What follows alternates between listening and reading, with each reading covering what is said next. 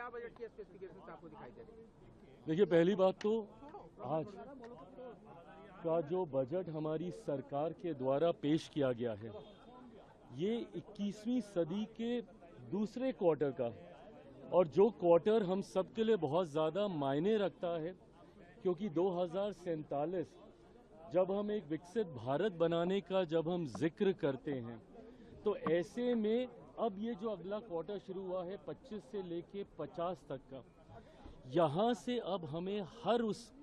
सोच को बल देकर आगे बढ़ना होगा जो इवेंचुअली 2047 में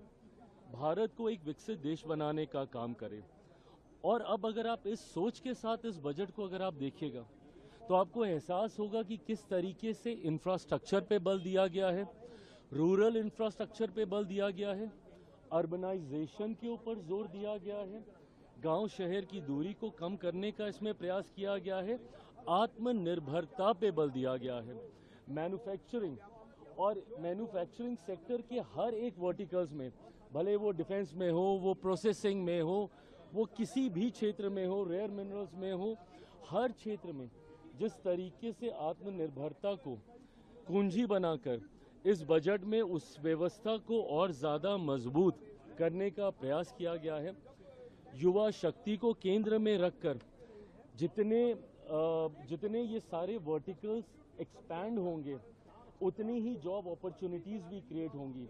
स्किलिंग पे बहुत ज़्यादा कंसंट्रेट पुनः किया गया है।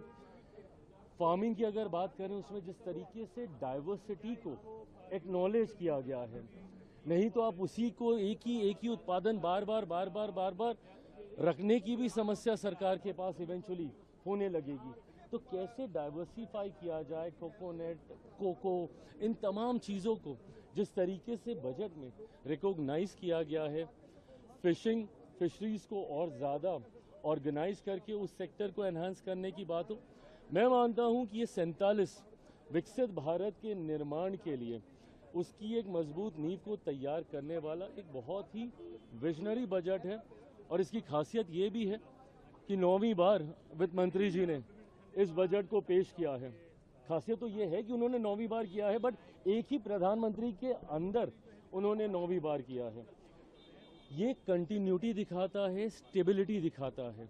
सरकार की सोच में, सरकार की नीतियों में, जो कहीं ना कहीं वैश्विक स्तर पर भी हमारी पहचान को मजबूत करता है। इंपोर्ट एक्सपोर्ट्स को हम लोगों ने मजबूती देने की इसमें बात की है, और ईज ऑफ बिजनेस के साथ साथ ईज ऑफ लिविंग पे इस सरकार का, हमारी सरकार का बल रहा है। रिफॉर्म एक्सप्रेस का जिक्र मेरे प्रधानमंत्री आदरणीय नरेंद्र मोदी जी करते रहे, और रिफॉर्म्स के माध्यम से जितना सरलीकरण हो सकता है सिस्टम का, वो करने का प्रयास किया। आज के बजट में भी आप देखें, जिस तरीके से पहले के बजट और आज